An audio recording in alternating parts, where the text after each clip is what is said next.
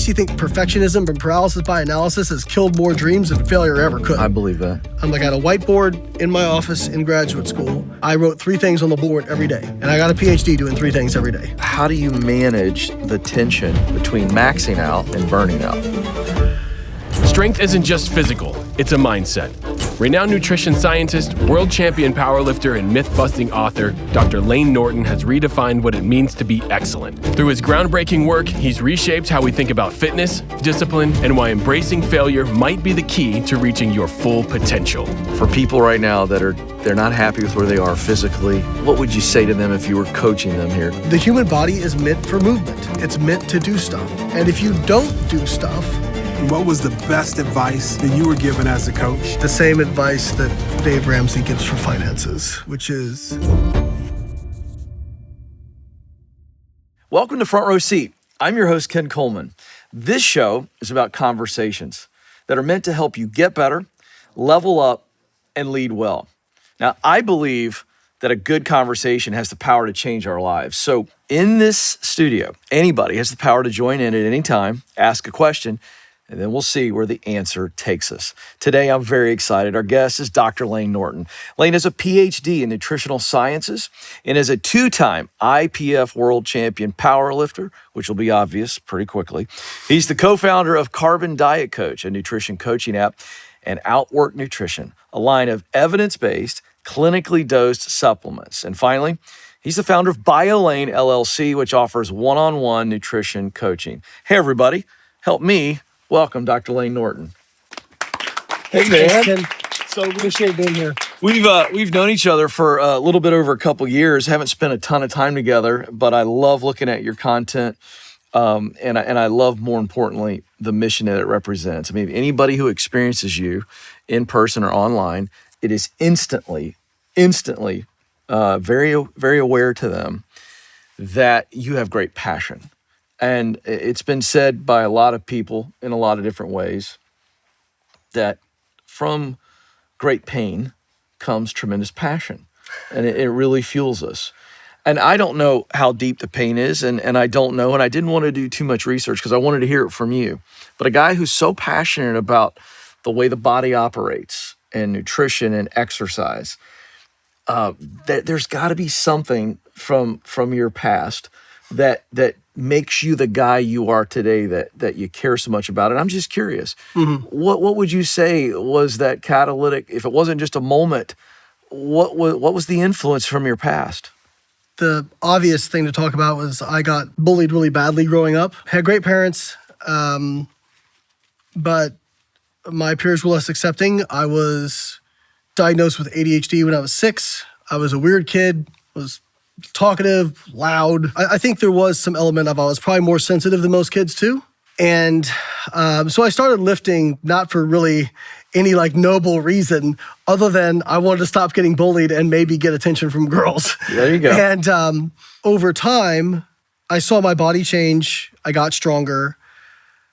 But there was something about going up against like setbacks, kind of working through them, having something be difficult, but still like see periods of time, days, weeks, months where it felt like I wasn't making any progress. But then looking back, I could very clearly see, oh, wow, I've actually made a lot of progress. I wanted to ask you real quick, how old were you when you started lifting? So the first time I got into lifting, I was 14. I grew up in an area there wasn't a lot of kids around, and my family, like, I don't want to make it like I was poor. I wasn't, or my parents weren't. But like we were middle class. Like if we went to a movie, it was a big deal. We didn't really go out to eat very often. My dad had some sand weights in the basement. I knew I'd seen him down there for a while collecting dust. And that takes me back to sand weights. Yeah, so a couple of them had like duct tape on them, you know? Right. And so I just decided, you know, I'm going to start lifting weights over the summer from high school. It was after my freshman year. And there was a public library that was like, I don't know, a mile walk from my house. So I rode my bike down there, checked out a couple books on lifting weights, and read about it and came up with a program. Wow. And started doing the program. I had no bench. I had nothing really. I kind of had to like make my own sort of setup. And I did that, and I did gain some muscle. My peers noticed when I got back to high school, that was encouraging. And then you could take for PE, you could take a lifting class, which I did. And then I got my first girlfriend, I stopped lifting weights. Yeah, okay, right. And then I picked it back up when I was 17 after she broke up with me. I grew up in Evansville, Indiana, which is like 2.5 hours from here. And my grandparents lived in Longboat Key, Florida. And so I'd always loved going to Florida. I just loved being there, loved the weather, loved the sunshine, loved the water. And I was like, I want to go to college in Florida. And so I ended up getting accepted to Eckerd College in St. Pete, Florida. And honestly, that was probably one of the best decisions I ever made. I just needed kind of a reset. And I just felt like if I wanted to do something different, I had to break the cycle. When I got to college, my roommate, who's now a longevity doc in Texas, his name was Carl, and he was into bodybuilding as well. So I started thinking about, well, I did like competing. I did like pushing myself. And so I wanted to do a bodybuilding show. And Carl and I would go to the gym every day. We'd lift weights together. And I signed up for my first bodybuilding show in Evansville the summer after my freshman year. And I won the teen division. I won the tall novice division. And one of the people who I was competing against who went to high school with me and was known as the big guy in high school. And he actually wasn't a bully. He was actually a friend of mine he was a nice guy. But when I was doing this show and everybody knew Josh was doing it, people were saying, well, you can't beat Josh. What are you doing? Like, because I was a skinny kid growing up. And so when I won, there was like a little bit of, what else could you do? Like, what else could you do, right? And then I carried the lessons I got from lifting weights into my PhD, into entrepreneurship. Whenever I've had the opportunity to try to do something really difficult that people said I couldn't do, that a lot of people said I couldn't do, I've kind of had the attitude of, maybe, but let's find out. I just feel like when you push yourself that hard, you just learn so many things about yourself. Sure. And even if it does, originally when I first got into this, my whole goal was to be a world champion natural bodybuilder, right? I never got that. Like, I never won a world championship in bodybuilding. But what I have now, in so many ways, is so much better than that. But I never would have gotten to here if I hadn't started just doing the dang thing, right. So I tell people a lot of times, so many people have paralysis by analysis. I actually think perfectionism and paralysis by analysis has killed more dreams than failure ever could. I believe that. And I think so many people get caught up in well, I don't want to do the wrong thing. No, go do the wrong thing. Make mistakes, but at least you learn. But if you stay stuck in indecision. That's right. That's actually the worst place to be in. That's because right. If you do something and it works, it worked. If you do something and it doesn't work, it didn't work. Either way, you can come out of that with a positive. But if you stay stuck in indecision, you're not learning either way. I love this. I got to jump in really quick because you're dropping some gold that we got to dig into. So you've mentioned the word learning twice in the last couple minutes. You said you go do hard things, you'll learn so much about yourself, and you mentioned learning just a second ago. And for somebody to remake their body, I don't care who you are, how long it takes, that's really difficult to do. Yeah. I mean, that is a slog that does not happen overnight. We have to ask you, for this audience, I want to know, what have you learned? There's a couple things I would probably say. And the first one is, it's good to have audacious goals. I think that's important. But if your goal is, I'm going to climb to the peak of Mount Everest, if you're just looking at the peak the whole time, you're going to feel like you're getting nowhere. So have that big goal, but then break it up into smaller sections, right? Because otherwise it's just going to feel like a slog. And then also, some goals it's hard to quantify, but you have to have some sort of quantification to know if you're moving towards it, And I think a lot of times people make goals really nebulous, because then if it's nebulous, well, you can't really fail, right? You can't measure it, so therefore you can't have any accountability. Right. If I had to boil it down to 3 things, I would say have that big audacious goal, break it up into smaller, more obtainable goals, and then make it quantifiable. The more hard stuff you do, the more hard stuff you can go do. You can read about confidence all you want, right? You can read about being confident, how to be more. No, confidence comes because you have done things, you have worked through problems, you have gotten through it. And so you have a history to say, okay, I know I can do this, even if it's hard. It's a push, but you know it's possible for you to do. That's right. And that gives you the momentum. I got to do a follow-up there. I want to talk some more about entrepreneurship a little bit later, but I got to dive in here. How much do you believe your weight training and all the work you've done on your body and nutrition helped you in your business? It taught me goal setting. It taught me, wow, I can have something not go right and I can work through it, right? Like I played rugby in college. I went to make a tackle and a guy, he was running with the ball and his elbow came up. And so the elbow hit like the top of my head. Ooh. And it caused me to have 2 herniated discs in my cervical spine. And my first bodybuilding coach actually was a doctor of physical therapy as well. His name was Dr. Joe Klemczewski.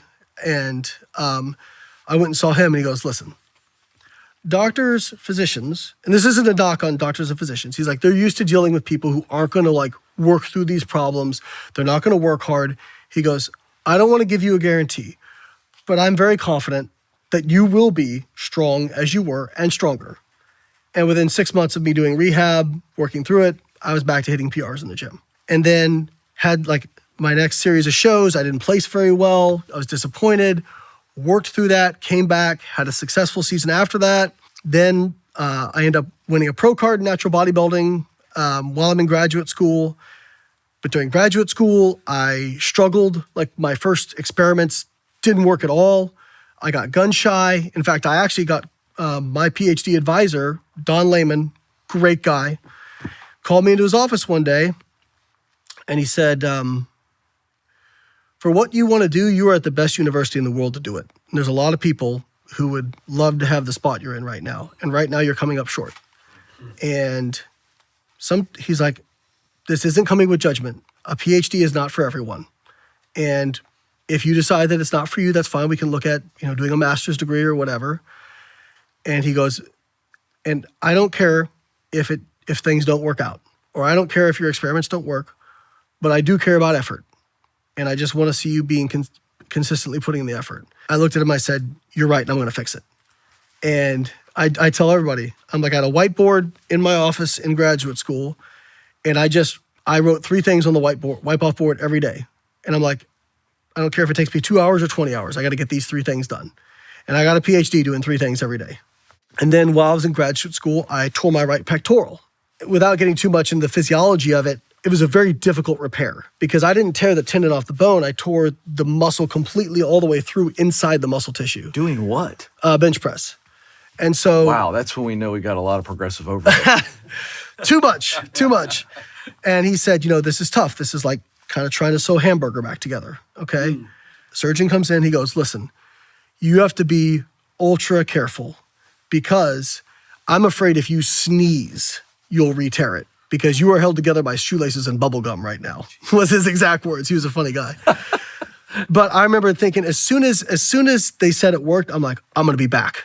And I had a lot of people saying, well, this is going to be the end of your career. This ends bodybuilding careers, And within 3 days, I'm back in the gym on the leg extension, with this cuff on my arm. And not sneezing, I hope. Not sneezing, but just doing single leg, light leg extensions. Just, doing the thing. This is one of the things I love to ask high performers. Harvard has got the longest relationship study that's ever been done. It's now into its 80-some year. They've been following people from birth to death, following multiple generations, and it's renowned as the ultimate study on the power of relationships in our lives. One of the pieces of data I love to ask high performers about is this. They said that 95% of our success or failure, this is what they've determined, 95% of our success or failure in any area of our life is directly related to the people we spend time with. That doesn't surprise me. We're getting to meet you today, and a lot of people know you. They're getting to know you here. You're so driven, that's obvious, and you're very successful. I'm curious, who are the people that you're hanging out with, and how much impact have they had on your success? My mom and dad, I got to give them a ton of credit. They're some of the most honest, hardworking people I've ever met. My mom is who gave me Total Money Makeover, like back in 2009, got me listening to Ramsey, And like my parents have no debt. They paid off their house. They have a little nest egg, and they're in their retirement, But I got to see that. Here's the thing that happened with them. I never heard them blame anybody else. I never heard them say somebody should step in and help us. I just never, it was very much like, we're going to figure this out. We'll be okay. But I do remember, one of the times I saw my dad cry pretty hard was we had a ski boat that we spent a lot of time on because we were on the Ohio River. And our best memories were on that boat. And Dad's like, boys, I'm sorry, we have to sell the boat. And I could see how much that hurt him, because that was a big point of pride for him. And I remember thinking, one day I'm going to have a boat and I'm going to take my dad on it. Oh, that's great. And back in 2014, I bought my boat, a little center console fishing boat, took my dad out on it. We caught some fish, and it was like, I got this picture of me and my dad holding a bonita, which is basically like a small tuna. And we're both smiling really big. And that's some of my most prized memories is being able to do that for my dad, And then I had, my grandfather. I mean, he was the funniest person I ever met, one of the smartest people I ever met, and just had so much integrity. A legit war hero. I'll never forget, one of my favorite quintessential Papo stories was he's in his 80s and he's cleaning out his wallet one day and he had these little laminated slips of paper. And my brother goes, "What are those?" He goes, "Oh, no, something from the war." And Mom's like, "From the war? I've heard all these stories." So he walked out of the room and she goes, "There's slips to redeem for 6 bronze stars and a silver star." And I looked up what you got to do to get a silver star. Yeah. It basically means you should be dead. That's right. And Mom's like, "Dad, why did you never get these medals?" But he goes, "What am I going to do with them? Hang on my dang wall?" My grandmother was also another great person. First woman to run for city council in Evansville. She started Operation City Beautiful, which is the recycling program there, which is still in effect. She was just a tough 100-pound Irish woman. You love that. And then my great uncle, so my grandfather's brother, I got into Eckerd, but I got some scholarships, but I was going to have to take out quite a bit in student loans if I wanted to go. And Uncle Bill called me, and Uncle Bill had done really well.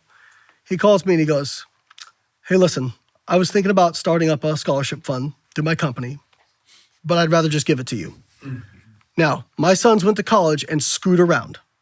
So I will match whatever you got in scholarships, but if you don't graduate in 4 years with at least a B average, I will pull that money so fast your head will spin." And I said, "Uncle Bill, you don't have to worry about me." And so when I graduated my PhD, I called him, and he was in his 90s at the time. And he said, "I made a lot of good investments in my life, and you were one of the best." That's great, So, Layne. That has to feel good. Yeah, I got really lucky with my family. See, you're doing it. I got trying really to. lucky. That's good. I got really lucky with my family. And then I had some really great mentors. And I had really good professors in college. A lot of great support. This show is sponsored by BetterHelp. You've probably heard people talk about different kinds of flags in relationships. Red flags, green flags, even beige flags. It's hard enough to keep track of what they're all supposed to mean, much less keep them in mind when you're trying to balance relationships with health, family, and work. So here's a tip. Don't waste time on arbitrary labels. Just focus on the values you share with the people in your life. Stuff like faith, honesty, communication, and work ethic. And if you're not even sure what your values are, therapy can help you figure them out, find what you're looking for in your relationships, and decide your non-negotiables. That's why I recommend BetterHelp. BetterHelp is 100% online therapy with licensed therapists. That means you can talk with your therapist when it's convenient for your schedule. Just fill out a short online survey to get matched with a therapist. Plus, you can switch providers at any time for no additional cost. So, whether you're dating, married, finding friends, or just working on yourself, do it with help from BetterHelp. Visit betterhelp.com/Ken to get 10% off your first month. That's betterhelp.com/Ken. All right, let's go to a question right here. What's your question? Thank you. Just about something you guys were talking about what really drove you, and it was that, let's find out, trying to prove people. How much would you say the concept of lying had an effect on that, if any? Truth seems to be a lot of, what you do, whether it turns to be, debunking nutrition myths and stuff like that. So was there any part of it that was hey, you guys are lying by saying that I can't do that? Or, just curious. Yeah, I mean, I don't know if it's lying, but more like, I don't believe you. yeah, I Would mean, that be fair? Also, like, the message growing up from the bullying was very much like, you're not worthy, you can't do these things, you're not going to be anything. And so I am not saying that I dealt with that in the healthiest manner, which was, basically 2 middle fingers and I'm going to prove you wrong, right? But I think we all cope in our own sort of unhealthy way to start, and then we learn later. But I do think there is something with, like, people think action follows motivation, and I think actually it's usually the reverse. I think you do the action first and then the motivation comes later, right? The reason for me starting that probably wasn't the healthiest in terms of psychology, right? Like, I'm going to prove you wrong. But I did eventually become internally motivated. You do one hard thing, and then you do another harder thing, and then another harder thing. And then you look up 10 years later and you go, oh man, God, that was a lot. Like, that was crazy that I did that thing. Right? That's right. I'm sitting here right now and I feel like I've got to point out that there's so many people in this world that are looking for mental toughness, right? Mental toughness is a hot topic. Sure. And you're Mr. Correlation guy. I got to say, if you want to be more mentally tough, do something that makes you physically tough. Go look at Jocko Willink. Yeah, right. Yeah, good answer. Yeah, I mean, but I always tell people, if all you got from lifting weights was a good physique and stronger, you missed the real lessons. You missed the real lessons. Because it's like you said, the physical toughness you can put into something else, right? And it's that confidence thing. I didn't get more, getting stronger is nice. Getting bigger muscles is nice. But that's not what made me more confident. What made me more confident was having to work through setbacks. Like, even before that world championship, like, I had multiple back issues. I actually wasn't even able to I had to stop squatting and deadlifting for like 8 weeks. I didn't even really pick it back up till about 6 weeks out from the meet. And it was a lot to get through. I had so many like false starts, so many failed comebacks. And even I started questioning, is this going to happen again? And I just kept thinking, I'm still passionate about this. I still want to make it happen. If there comes a time where I'm no longer passionate about it, then I'll allow myself to change course. But I still want this, so I'm going to keep showing up and assume that we'll fit these puzzle pieces together and make it work. Like, that just keeps stacking. That's just one other confidence brick on top of another confidence brick. Because I was like, literally, there were days where I couldn't even stand up. Like, couldn't stand up without 10 out of 10 pain. And so you can never in that moment conceptualize, emotions are tough. Emotions are like pain. In fact, modern pain science has more or less characterized pain as kind of an emotional experience. And when you're in an emotional state, it's very difficult to take yourself outside that and imagine anything else, right? Like, when you're sad, it's hard to imagine being happy again. When you're in pain, it's hard to imagine not being in pain. And so I think I was able to draw on, okay, there's been so many other times where I was like, I don't know how I'm going to work this out, but it worked out. So I'm just going to keep coming and assume that it will work itself out. And it did. Do you ever get emotionally overwhelmed? Oh yeah, all the time. After a competition, all that hardship, and you win a world championship after all that. Have you ever found yourself sobbing somewhere, going, "This was really worth it, just to push myself"? Yeah, in 2022, afterwards, there's a photo of me after I won. I was just like, there's like a warm up area, and I'm just like over a squat rack. Hands over the bar, and I'm smiling, but I'm like, and I'm just thinking about like everything that led up to that, I can imagine. Wow. And I got another picture of me and Ben hugging. Again, he's not like a real complimentary guy, but he's given me some of the best compliments. And that has to be one of the greatest things you've ever heard. Just for me, just hearing that was incredible. Thank you for sharing that. What I learned is it's normal to be frustrated by the process. It's normal to feel upset some days, but like, my fondest memories are not the accomplishment itself. It's thinking back to all the stuff that sucked. That's the stuff I remember. That's what made it meaningful. Babe Ruth said, it's hard to beat a man who won't quit. That's right. And so I tell people all the time, you can have a big goal, you can do everything right, maybe it doesn't work out. But you know what? I bet if you work really hard and you don't quit, you're going to be better off than you would have been otherwise. Things right? will turn out okay. Yeah. I love that. All right, let's go over here. We got a question. Thank you. The words mentor and coach have been interwoven throughout your stories this afternoon. You've talked about being coached. You've talked about coaching others. Two-part question. What was the best advice that you were given as a coach? And then, how did you develop that muscle for coaching? This is a great question. I think the best advice I ever got was don't treat everybody the same. Part of being a great coach is knowing how to motivate individuals. What motivates one client could be demotivating to another client. Like I had some clients where it's like, I could really, give them a hard dose of reality and they would take it very well and they'd get after it, And other people I had to treat with kids' gloves. And I always say there's like a continuum of accountability and empathy, right? And good coaching, you need blends of both. Okay, so if there's only empathy, I get it. That's so hard. I'm sorry that happened. But there's no impetus for change, right? And if it's only accountability, if you're only the drill sergeant, right, then eventually people are going to be less likely to bring you things because they feel like you're not going to understand their situation. And your advice isn't going to be as meaningful, right? But if you can bring both to the table, if you can say, yeah, I get why, you had a fight with your spouse, stressful day at work. I get why you overate. Okay, now let's think about how can we identify this? What tools can we use to help deal with this? What things can we put in place? And, really trying to also bring the client in collaboratively in the process so they feel like they're part of their own, journey. That's where I always got the best results. And I think one of the things that's important about coaching is being able to not just give information, but put it in context and using the right tools at the right time.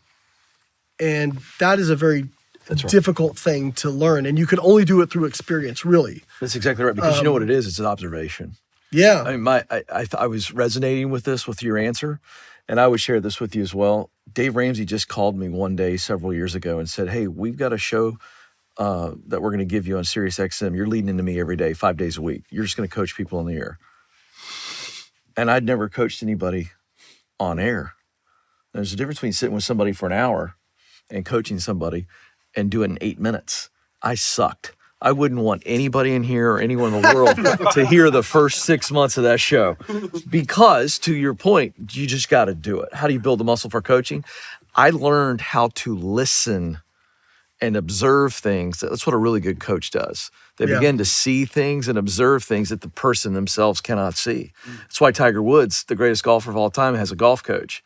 That dude can't hang with Tiger on an 18-hole match, but he can stand there on the driving range and watch Tiger swing and then go, oh, here's what you're doing. You've got, and so that's the idea. It's observation. And the only way to get good at observation is to do it over and over again. Yeah, it's hard to substitute. You can do case studies all you want. I always joke, I'm like, it's one thing to look at a fire and go, that's hot. It's another thing to be on fire, and be burning. It's a very different experience, We live in an age where everybody wants everything quick. Oh, yeah. And so when we're talking about health, getting in shape, eating right, exercising, it's just hack after hack after hack. And you've become famous for calling things out and myths, but I want you to address what's underneath there. For people right now that they're not happy with where they are physically, nutritionally, energy, the whole 9 yards, what would you say to them if you were coaching them here, coach us all, to not fall for the get fit quick stuff? What would you say to them? I would say the same advice that Dave Ramsey gives for finances, which is, these hacks, these tricks, whatever, that's the pyramid scheme. That's the multi-level marketing. Yeah. Do some people get lucky and it works out? Yeah. But if you were going to do evidence-based, how to build wealth and get out of debt, you're not doing these things. Right? Like, yeah, some people invested in Bitcoin and got really lucky and made a bunch of money. Okay. But like, I'm not going to write a book about, hey, the systematic way to acquire wealth is pick an investment that pops off and just get really lucky. Like, that's not what you're going to do, right? So you're going to do the evidence-based things that on average, over the course of time, have been shown to work, right? And there is no substitute for that. Like when people will send me stuff, well, this guy says ice baths burn 1,000 calories. And I'm like, okay, do 3-minute ice bath every day. Need 1,000 more calories. Let me know how that works out for you. People don't start because like, well, I just don't have it like I don't have all the things lined up, right? And it's like, yeah, you're never gonna have them all lined up. Stop worrying about that. Like, just go do the dang thing. People wanna like, well, this diet. If I put 2 plates down in front of you, for the most part, if one is filled with junk food and another one has fruits, vegetables, lean meats, you know what's more conducive That's right. to your health and losing body fat, right? And feeling good. Whether it's low carb, vegan, Mediterranean, they all work because we all have examples of people who have gotten healthier doing those sorts of diets. Okay, so it's obvious that there's not one that's magic. So find something that you can be consistent with and consistently execute and stop worrying about being perfect with it. That's right. Just go do the dang thing. All right, let me ask you this. I hold to a philosophy that if you get better as a person, you're going to be better as a professional. So in other words, you're going to be bringing a better version of yourself to work, which now means you got the opportunity to be your best. That gives you opportunity to win, climb the ladder, make more money, right? Financial peace. So that is our context. I want to ask you about energy because I was like, all right, I want to hear from you. I just did some research and I've interviewed several people lately and it's coming up all the time about our natural dip in energy, which is around 12 to 3 p.m. It's just our natural rhythm. Even if you're healthy, doing all the things right, there's a natural dip there. If you were going to coach professionals to keep their energy high throughout the day at work, no matter what your work is, could be very physical in nature, maybe it's not very physical in nature, but how to combat that natural dip that the body is designed that way. Thoughts on that about keeping the energy up? How are we eating? How are we exercising? What would be a quick go-to kind of, if you're doing this, you should be having plenty of energy during your day, despite the way the body's wired. For the most part, it starts with sleep, getting enough sleep. And part of that is having a consistent sleep schedule. Like if you always do best when there's kind of a consistent routine, right? And I would say the same thing with nutrition. Regardless of how you do it, whether you do whatever type of diet, you do carbs early, do carbs late, whatever, try to be relatively consistent with what you're doing. And I think that things will even out much better that way. And then just doing some form of physical activity. And there is some evidence that viewing some sunlight early without sunglasses, don't stare directly at the sun, obviously, but just be out in the sun, get some exposure to light. And even if the clouds are out, it's still better than not being out there. That can help. And, obviously if you're eating an overall healthy diet, right, that's conducive to body composition, you're eating enough protein, you're eating enough fiber, and you're getting enough fruits and vegetables, and you're just being kind of consistent, those are going to be the best ways. And then obviously exercising. And whether that's early, late, some people, I know if I get up and even if I'm not lifting, if I go for a walk or something like that, just for like this morning, I got up and went for a 20-minute walk just because I'm going to be sitting around all day. I'm going to be not really active.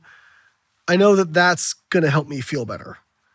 And so I think that those are probably some of the best ways. So even something physical and short in that 12 to 3 p.m. could help your body begin to kind of just get that natural energy. Yeah, I mean, honestly, it seems counterintuitive, right? You would think, well, if your body's like a battery, you go exercise, you're gonna have less energy, right? And really, I find, unless I'm talking about one of my really long 3-hour sessions where I'm close to a meet, I'm just grinding it out, right? For the most part, I leave the gym and I feel better, feel more energized, Or if you're feeling tired, if you go outside and just go for a 15-minute walk, I'm not saying you won't still feel tired, but if like you're really like falling asleep, whatever, I do think that going and just, moving your body, it helps. And like we were talking about this earlier, what happens in the body affects the mind and vice versa. Right. All right, next question's right here. All right, so you gave a good synopsis of things that we need to do to stay healthy, lifting, eating healthy, knowing this plate's better than that plate. Thoughts on quality of food, organic, that type of thing.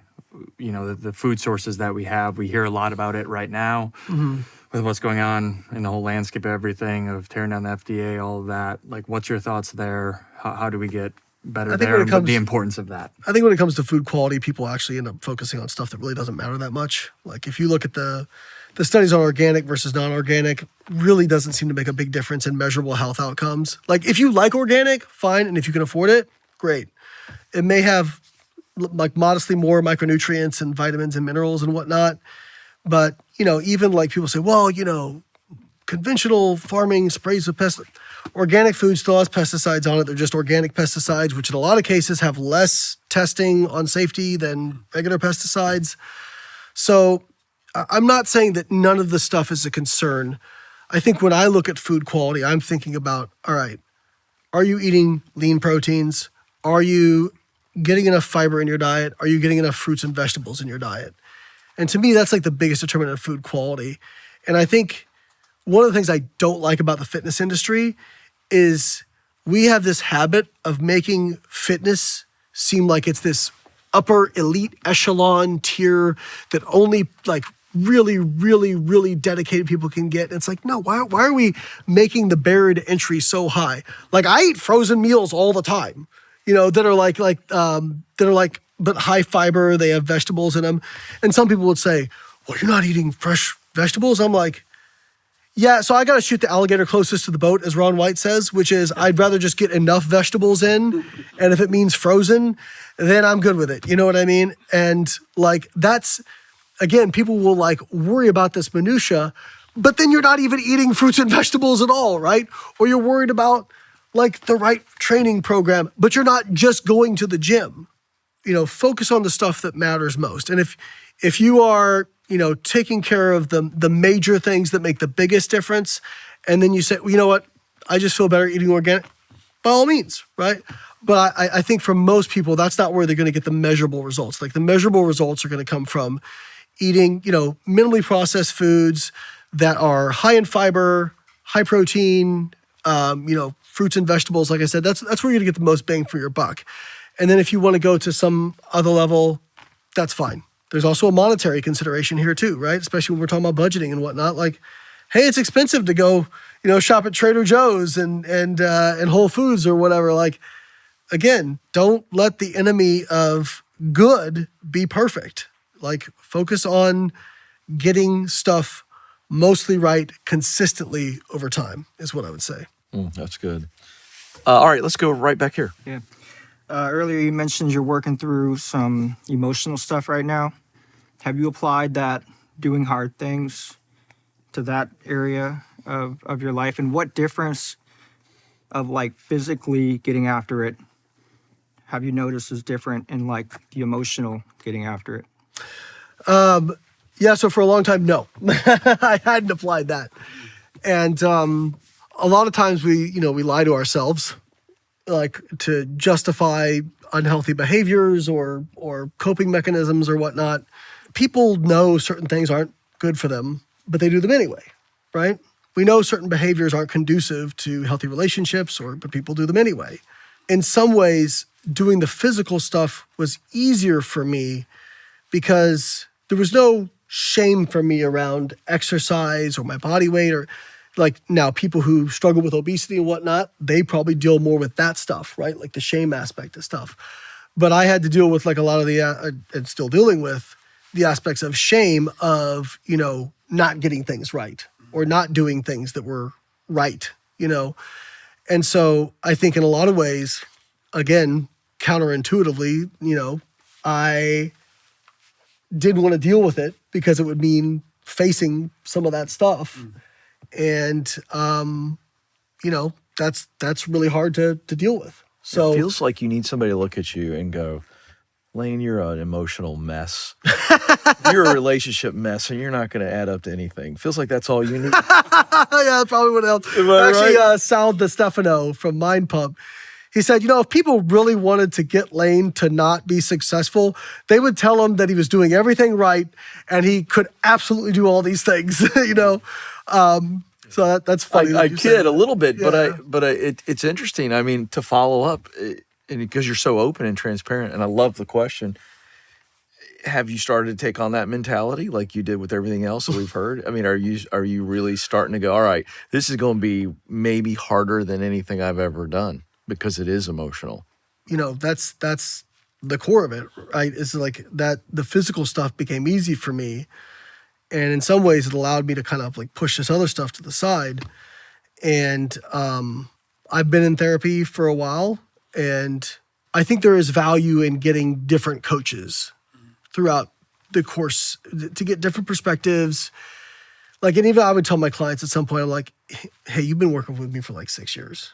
Like, you need to go off and do something different, And so like recently kind of, transitioning to doing something different and unpacking some, more stuff from past. I have a really hard time telling somebody a truth that might upset them if I care about them. Like, that's really hard for me, which probably seems very weird, right? I was a how little surprised because Yeah. you have a strong opinion. Right. But that's really hard for me. If I know there could be a conversation with somebody I care about that could be really difficult and upsetting, I don't like doing it, right? I put it off, or I come up with excuses. And so I think, besides like the therapy and journaling and those sorts of things, you just got to do it, and practice it. That's And right. even though it's really uncomfortable. We talked about that. Embrace the suck, right? Yeah. And it's hard. All right, one more back here.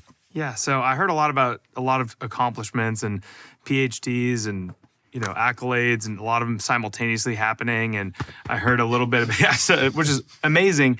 But what are some things that you've had to let go of along the way that were really tough to make sure that you didn't get distracted from your goal, or something that you thought was a really good thing that you had to sacrifice to get the great thing? I held on to that, bullying story for so long. And I mean, it's still part of my story, but I let it be kind of like an excuse for a lot of stuff. Everybody has a reason for what they do. Like, most people don't do the wrong thing knowing they're doing the wrong thing without like justifying it to themselves in some way, right? And the reality is, like, yeah, the reasons are important, but what's more important is what you do. And do you know Ethan Suplee? Do you know the name? Mm-hmm. So he's an actor. He was, so he always played like a really obese guy because he was like over 500 pounds. And he was like, Remember the Titans, My Name is Earl. So you guys probably know what I'm talking about now, right? American History X. Yes. So Ethan lost 300 pounds. And now he looks like a special ops, guy in his movies. And I was on his podcast, and he said something that I thought was really good. And I think it applies to a lot of things. And he said, we spend so much time debating over who started the fire. How did the fire start? While we're in the house that's on fire. Just get out of the house. Like, stop worrying about once we get out of the house, then we can worry about what started the fire. But just get out of the dang house. And man, I think a lot of us end up ruminating on stuff, right? And actually, one of my favorite quotes I've heard recently was, stop thinking about your problems. Thinking about your problems is not doing anything. The rumination is actually making it worse. It's like, oh, you're depressed when all you do is think about your problems in your life? No kidding, right? Yeah, right. And again, I'm not trying to like minimize depression as a clinical diagnosis. I'm not trying to do that. I think there are people, there's a genetic component, we know this. But again, if the focus is completely on that, it can be helpful to know where something came from, but what do you do next, right? And so I think, I wouldn't say I've still gotten past it, of letting that go, of, well, I did this because okay. How does young Layne who got bullied, how does he pop up today? it's difficult for me to have a hard conversation with somebody or tell them the truth that might upset them. Because, I never felt like people would accept me for who I was. And so it's like, oh man, if I told the truth or if I, really was honest about this thing, nobody's going to want to, have anything to do with So me. it's a fear of rejection and just telling the truth. Oh yeah. Oh yeah. Okay. Well, fear of rejection is a big, big part of it, and, and I think that has led me to, in some ways, try to keep so many people in my life happy, and it's actually had the opposite effect, Yeah, because you can't. because you can't. It's like trying to, it's like you're trying to juggle 15 things at once, right? And you just have to, like know what's important for you. And a lot of this stuff is like, man, I just don't want to keep making the same mistakes throughout my life, And so yeah, like I've had a lot of success. It's been great, but there are still things that I know I can improve on. I don't want to get to the end of my life and be like, man, I could have done things way different. I could have done things way different. Well, I love that you're so transparent about it, and it leads to something you wrote about in one of your books, and I wanted to ask you about it. This is a quote in the book: "Going to the extreme leads to burnout." And we've heard you tell stories about tearing your pectoral muscle. We've heard that one. I know you've had tons of injuries over just the last several years. You shared in this conversation about your back and how long it kept you out. And yet you write that down: going to the extreme leads to burnout. So the question I have is, how do you manage the tension between maxing out and burning out? Yeah, I think part of that's experience. I've like physically in training, I've kind of learned what the warning signs are, and I, know how to manage it now. I think in life, one of the things that I've embraced a little bit more is people talk about balance a lot. And I think over the course of your life, it's important to be balanced. But I think that looks different in different seasons, right? Like when Dave tells people rice and beans, beans and rice, like we're not going out to eat, we're paying off all the debt, right? Like being like gazelle focus, that's not balanced, right? But by doing that, you can have more balance later, right? Or like right now, like I love to go fishing. I used to love competition pistol shooting. I used to love playing fantasy football. I don't do those things anymore. Not because I don't love those things, but because it's like, all right, I have 2 kids, one of whom is special needs. I've got multiple businesses that I'm owner or co-owner of. I like to do podcasts. I'm going to start my own podcast. I want to write another book at some point, go through a major publisher and do that. And putting out content. And I'm trying to still compete in powerlifting. Like most people do one of these things, Right, yeah. And so it's like, all right, I don't want to like not ever go fishing again, but it's okay if I don't do it for the next 5 years, or if I do it sparingly for the next 5 years, right? Like, because at some point I'm going to be able to step back away from my businesses a little bit. I'm going to be able to, like, the kids will be graduated. I probably at some point will be like done with powerlifting, although the guy who broke my world squat record did it when he was 57 years old. Oh boy, there David we go. Ricks. His nickname. There's no chance you're getting out now. His nickname is Superman. So I just, when it happened, I was 34 when he did it. I got 23 years to catch him.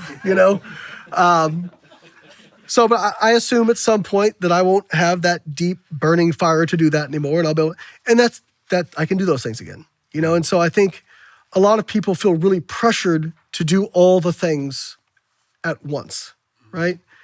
And yeah, it's going to be hard to be a good parent and see your friends a lot and exercise and start a business and go back to school. And like, hey, sometimes it's like you can take these things in sections. You said something I thought was really deep. I want to go back to it really quick, because you said there were some signs in your body. Mm-hmm. When I asked you, how do you balance that maxing out, get the max performance, but not blow out the muscle? Or and we're talking to people right now that are worried about burnout, or they're feeling maybe burnout.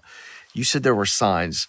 Was it pain? Was it fatigue? Was it a combination? I think that's really transferable. Yeah, to both of those. Also looking at performance, starting to go down. So looking at the measurements. Okay. But I think that translates to other things too. The warning signs, oh, I feel anxious. Well, why are you anxious? Well, you have financial distress, or you have relationship problems, or you have, any number of things, or you're out of shape, or it could be any number of things, but you're probably not anxious for no reason, right? Like your body is trying to tell you something. And so I think when it comes to work or, relationships, whatever, it's like, yeah, like if you're feeling that way, it's probably time to get curious about that. And I'll never forget, like, a few years ago, I left a very stressful relationship, and it's not a knock on my former partner, because it wasn't a good relationship for her either. But I remembered like getting out of that, and I got like stronger in the gym noticeably, like pretty quickly. And I'm like, man, why? Like, and I'm like, oh yeah, my body's not vibrating all the time. I'm not anxious all the time. My body's not spending so much energy on this all the time. Like, I've got room for other stuff. Wow, that's really profound. That's really good.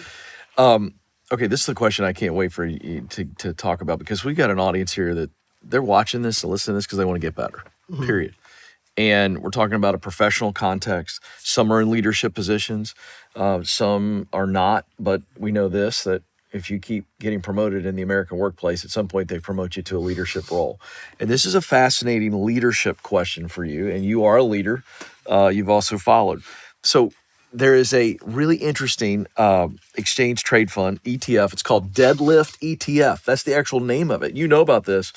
And it's outperformed the S&P 500 by 140% over the past 4 years. That's not nothing. That's not a fluke when we're talking about that percentage plus that amount of time. And they put it together on one key factor. The CEOs of the companies in this ETF are deadlifting and lifting weights. I just hand that to you. What do we take away from that? So, and actually that is in line with the study that looked at what are some of the traits of successful CEOs. And one of the things that pops up very consistently is they exercise consistently. And there is a possibility that, well, this could just be a high performance thing, right? Like they push their bodies, and so they're able to push in other places.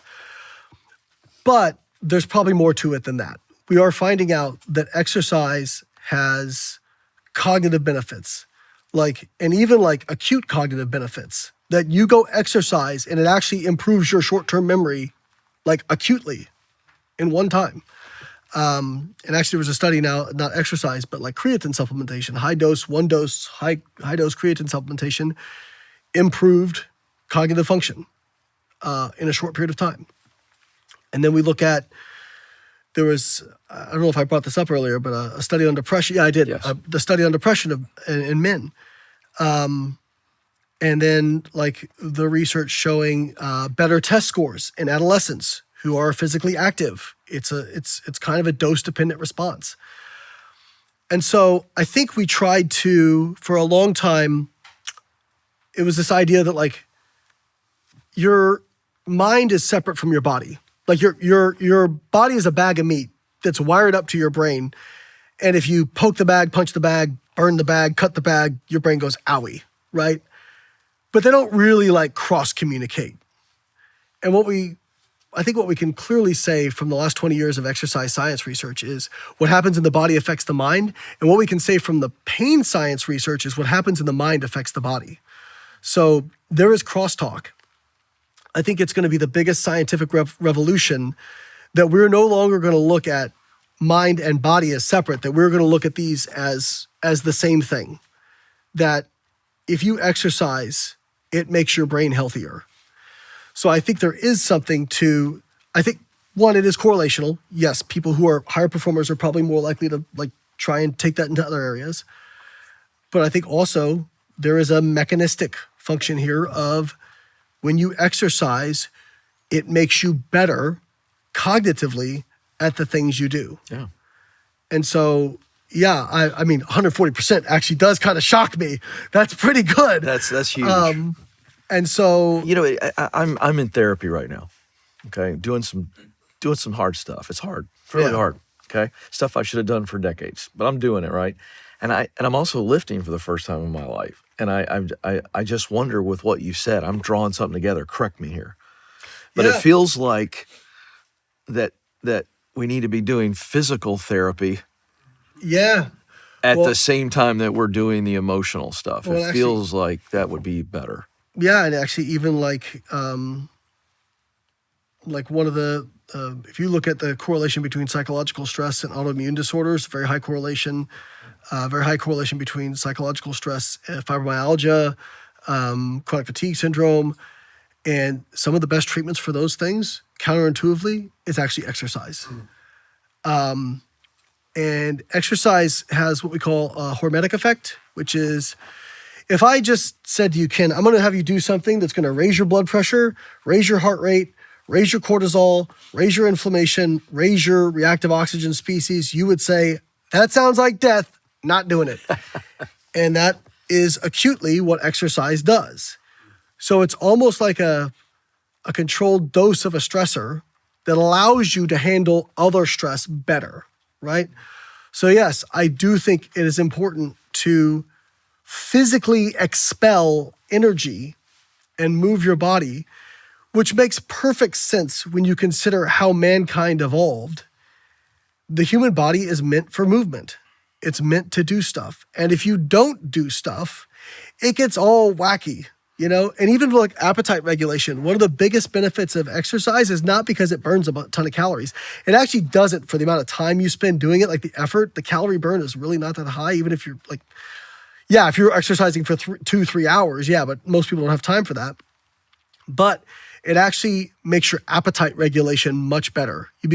Your brain, they've actually shown that your brain becomes more sensitive to your satiety signals, your body's own internal hunger cues. So again, exercise, satiety cues, reduce, symptoms of depression and anxiety, improve cognitive function. It seems to be pretty clear here that doing hard physical stuff can help with hard mental stuff. Yeah. I mean, it's I think the most valuable thing you said today. I started our time together telling you that I deeply believe that a good conversation, a great conversation has the ability to change our life. It's transformational, can change our trajectory. And that's why we're doing this. And I want to share something that I learned today right here in this chair among our friends here in this studio that I'm going to take away. And I challenge you to use this if you want, or review the conversation and take some things that Layne shared with us today. But Layne, when you said the more hard stuff we do, the more hard stuff we can do, that resonated in my soul. Because I think it's true relationally. I think it's true mentally. I think it's true emotionally. I think it's true physically. And I certainly believe it's true professionally. And I know you're here engaging in this conversation because you want to be better, because you want to do better. You want to make a difference, that unique difference that you were created to make. And so my challenge today is to deal with some hard stuff that I've just been kind of putting on the shelf, Layne. Something, this is hard, and step into You and me these both, things. brother. You and me both. So that's me today, because I do believe that that's true. And in my life, every time I've stepped into something hard and I walked through it, whether it was pretty or whether it was really ugly, I walked away a better person and much stronger to be able to take on the new struggles. So embrace that today. I'm going to do that specifically. So you apply that to your life. Wow, this was great. Wasn't it, friends? This is really good. Do you mind One if I more leave you time. with one thing? You can leave me with whatever. So this is reminiscent of a Bruce Lee quote. And he said, "Do not pray for an easy life. Pray for the strength to endure a hard life." And I think when you can internalize that and take that in and go, I think so much of feeling down, it's the comparison game, right? Like, if only. And I think, like you said, doing hard things, setting, big goals, and then manageable pieces, keeping your promises to yourself. Yes, there's David Goggins actually said, he's like, I don't run all this so I can look like this. Or he goes, I do this so when I get a call saying my mom died, I don't fall to pieces and my life doesn't fall apart, right? And so whenever you've had that I mean, I've had, like I said, some hard times. I've been in a place where, long story, but I got sued by former business partners. I owed more money to attorneys than I could write a check for. I was going through a divorce at the time. And I remember there were days where I got up, put on a motivational video, got in the shower and just would say, don't quit, don't quit, don't quit. Yeah. Just one more day, one more day, one more day. And like getting through that, when you get through that and you get through other stuff, you just go, yeah, if I'm still breathing, then I still got options. Wow. So good. I know you guys are better for it, huh? This was really, really good. I'm better for it. Thank you guys for being here. One more time, let's thank our friend, Dr. Layne Norton. Thanks, guys.